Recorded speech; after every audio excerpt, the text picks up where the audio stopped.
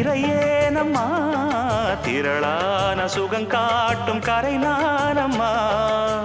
வெக்கமா சொர்க்கமா விட்டு விட்டு செல்லுமா பக்கமா வந்துதான் மொத்தமா பலம் தரும் மானம் ஈடு ஈடுக்க மத்தளங்கள் சத்தமிட ராசாதி ராசா தொடுத்த மாலதான் இந்த ராசாத்தி தோளில் மூடிச்ச மாலதான்.